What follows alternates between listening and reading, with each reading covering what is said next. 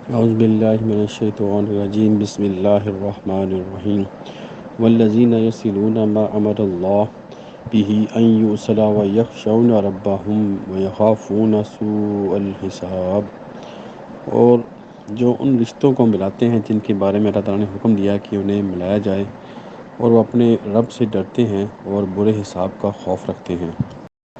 آیت نمبر 20 تک پہنچے تھے، اور یہ جو آیات چل رہی ہیں، یہ وہاں پہ ان آیات میں جو کوالٹیز بیان کی جا رہی ہیں اولو الالباب جو لوگ ہیں، جیسا کہ آیت نمبر 19 میں ہم نے پڑھا تھا کہ حق اور باطل کی جو تمیز کرتے ہیں، جو فرق کرتے ہیں، وہ اولو الالباب لوگ ہیں، کہ پیور عقل کے مالک، بالکل خالص عقل، جس میں کوئی جو تعصب نہ ہو، کوئی نفرت نہ ہو، کوئی ان کے اندر کوئی فرقہ واریت یا اس طرح کوئی ایک یعنی ون سائڈڈ لوگ نہ ہوں، جو بالکل حق اور باطل کو صحیح اس کے درمیان میں فرق کریں، وہ اولو الالباب لوگ ہیں۔ اور ہر دور میں یہ لوگ حق اور باطل کے درمیان میں فرق کرتے رہیں گے۔ اور ان کی جو کوالٹیز بیان کی گئی ہیں وہ پچھلی آیت میں ٹوٹل جو 9 کوالٹیز ہیں جو بیان کی گئی ہیں ان کی اس سورہ کے اندر، دو جو ہم نے لاسٹ میں پڑھی تھی آیت نمبر 20 میں، کہ جو اپنے عہد کو پورا کرتے ہیں اور جو میثاق ہوتا ہے اس کو توڑتے نہیں ہیں، یعنی کہ جو کانٹریکٹ ان کا ہوتا ہے اس کو وہ توڑتے نہیں ہیں۔ تو آیت نمبر 21 کے اندر جو پھر 3 کوالٹیز بیان کی گئی ہیں، جیسا کہ اللہ تعالیٰ نے فرمایا اس آیت میں، اور جو ان رشتوں کو ملاتے ہیں جو جن کے بارے میں اللہ تعالیٰ نے حکم دیا کہ انہیں ملایا جائے، تو یہ ان کی تیسری کوالٹی ہے کہ رشتے سے مراد جیسے ہر انسان جب دنیا میں آتا ہے تو کسی ایک جو سب سے پہلا جو رشتہ ان کا وہ جڑتا ہے وہ ان کے والدین کا ہے، یعنی کہ یہ اس رشتے کو وہ کوئی بھی شخص توڑ نہیں سکتا، اس کو توڑا نہیں جا سکتا۔ کوئی یہ نہیں کہہ سکتا کہ یہ میرے والدین نہیں ہیں، ایسا کبھی بھی پاسبل نہیں ہے۔ تو یہ رشتے ہیں۔ اس کے بعد جو آپ کے جو بہن بھائی ہیں وہ رشتے ہیں، وہ آپ کے ساتھ جو جڑتے ہیں۔ پھر اس کے بعد آپ کے آگے جو جب انسان کی شادی ہوتی ہے، شادی کے بعد جو رشتے جڑتے ہیں، یہ سارے جو رشتے ہیں اللہ تعالیٰ نے جو جو ہمارے ساتھ منسلک ہیں، دوست احباب ہیں، جو اسلام میں جو ہمارے جو مومنین کا جو رشتہ ہے، جو مومنوں کا آپس میں رشتہ ہے، نبی پاک کے جو نے فرمایا کہ جو مومن ہے وہ بھی آپس میں بھائی بھائی ہیں، یعنی کہ جتنے بھی رشتوں میں انسان جو منسلک ہے، اللہ تعالیٰ نے جو جن رشتوں کو حکم دیا، خاص کر جیسے کہ رحم کے رشتے ہیں، ان کو توڑنے سے منع فرمایا، ان کو ہم توڑ نہیں سکتے، اور ان سے قطع تلگی کو سخت ناپسند فرمایا گیا ہے۔ تو اولو الالباب جو لوگ ہیں ان کی ایک یہ بھی کوالٹی ہے کہ وہ رشتوں کو جوڑتے ہیں، توڑتے نہیں ہیں، جو بھی جس حد تک بھی کوشش کرتے ہیں کہ وہ ان کو ملایا جائے، اور ان کے درمیان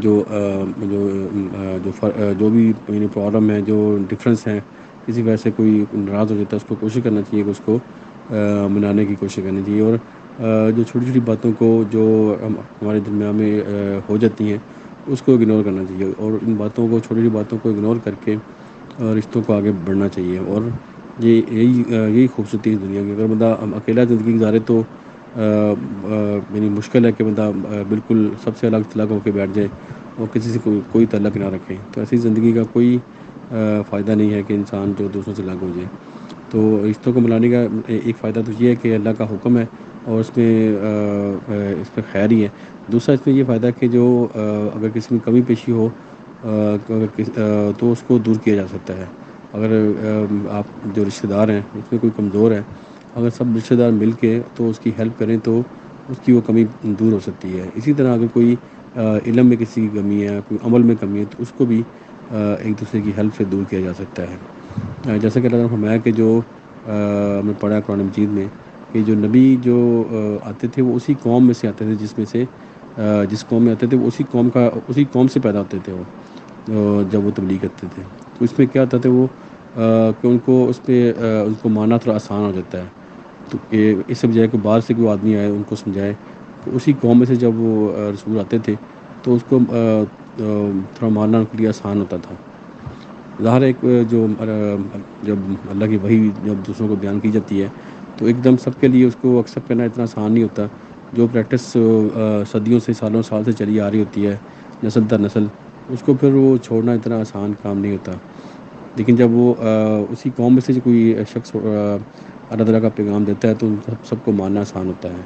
اسی طرح ہمیں یہ جو سب سے پہلے جو ہمارا جو خیر کے کام ہے اپنے قریب کے رشتہ داروں سے ہی اسٹارٹ کرنا چاہیے ان کا. اس کے بعد آپ کے ہمسائے ہیں، اور اس کے بعد جو آپ کے دوست احباب ہیں، جو آپ کے دوسرے جو ریلیشن ہیں، ان کو ساتھ ملانا چاہیے. یعنی کہ اولو الباب کے اندر یہ کوالٹی ہے کہ وہ رشتوں کو جوڑتے ہیں، توڑتے نہیں. اس کے بعد جو دوسری کوالٹی جو یہاں پہ جو چوتھی کوالٹی بیان کی ہے، وہ اپنے رب سے ڈرتے ہیں. تو اللہ تعالیٰ سے ڈرنا یہ ایک بہت بڑا عمل ہے. اگر ہم سوچیں تو ہر کام میں اگر ہم اللہ تعالیٰ کا ڈر رکھیں، اللہ تعالیٰ کی ناراضگی کا ڈر رکھیں. ڈرنے سے یہ نہیں کہ مطلب کہ ویسے مطلب خوف کرے کہ اللہ تعالیٰ کی نعوذ باللہ کوئی شخصیت ایسی جس سے ڈرا جائے. ڈرنے سے مراد کہ اللہ تعالیٰ کے عذاب سے ڈرنا چاہیے، اللہ تعالیٰ کی نافرمانی سے ڈرنا چاہیے کہ اللہ تعالیٰ کسی بات سے ہم سے ناراض یا خفا نہ ہو جائے، تو ہم سے جو رحمت کا سلسلہ وہ منقطع نہ ہو جائے. اللہ تعالیٰ کی جو خاص رحمت ہے اس سے ہم دور نہ ہو جائیں، اللہ تعالیٰ کے فضل اور کرم سے دور نہ ہو جائیں. تو اس سے ڈرنا ہے. تو اس سب سے جو بہترین جو طریقہ ہے کہ جب انسان اکیلا ہو، وہ اس ٹائم وہ ضرور جو اپنا جو ٹائم گزارے وہ اللہ تعالیٰ کی نافرمانی میں نہ گزارے. اور جب وہ دوسروں کے ساتھ ہو تو تب بھی ایسی محفل وہ چوز کرے جس میں کہ اللہ تعالیٰ کی نافرمانی نہ ہو. قرآن مجید میں ہے کہ جب کوئی ایسی جگہ پہ جب انسان آپ بیٹھیں، کسی ایسی محفل میں جائیں جہاں پہ اللہ تعالیٰ کی آیات کی مخالفت ہو رہی ہو، تو آپ کے اوپر یہ لازم ہے کہ وہاں سے اس یعنی کہ یا تو اس نافرمانی کو روکیں یا پھر وہاں سے آپ اٹھ کے چلے جائیں. وہاں پہ بیٹھ جانا خاموشی سے یہ بھی ایکسیپٹیبل نہیں ہے. یہ بھی اللہ تعالیٰ کی ناراضگی کا سبب ہے.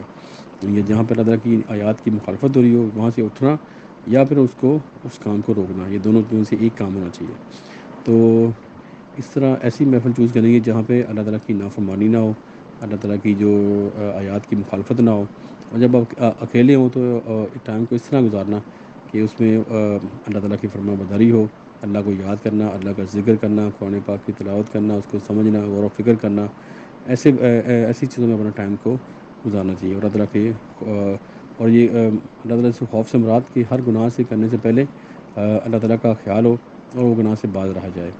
اس کے بعد جو پانچویں کوالٹی ہے وہ اور برے حساب کا خوف رکھتے ہیں. مطلب کہ جب ان کی پیچھے کی زندگی جو ان کی زندگی گزر چکی ہوتی ہے اس کے بارے میں وہ ان کے دل میں خوف ہوتا ہے کہ کہیں اس کے حساب سے خوف زیادہ رہتے ہیں کہ کہیں ان سے سخت حساب نہ لیا جائے.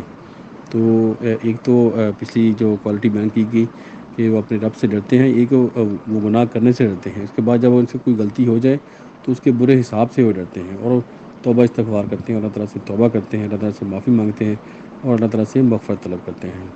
اور ہمیں بھی یہ دعا کرتے رہنا چاہیے اللہ تعالیٰ سے کہ ہم سے ایسا حساب نہ لیا جائے. ظاہر ہے جس سے حساب لیا جائے گا تو اس کا بچنا تو مشکل ہے. اسی طرح ہمیں اللہ تعالیٰ کے فضل کی تلاش میں رہنا چاہیے، اللہ تعالیٰ کے فضل کو مانگتے رہنا چاہیے اور اپنی زندگی کو کوشش کرتے رہیں کہ اس میں نیکیوں کی تعداد زیادہ ہو، نیکیوں کی طرف رجحان زیادہ ہو. تو جو انسان سے غلطیاں ہو جائیں گی وہ اللہ تعالیٰ اس کو معاف کر دیں گے.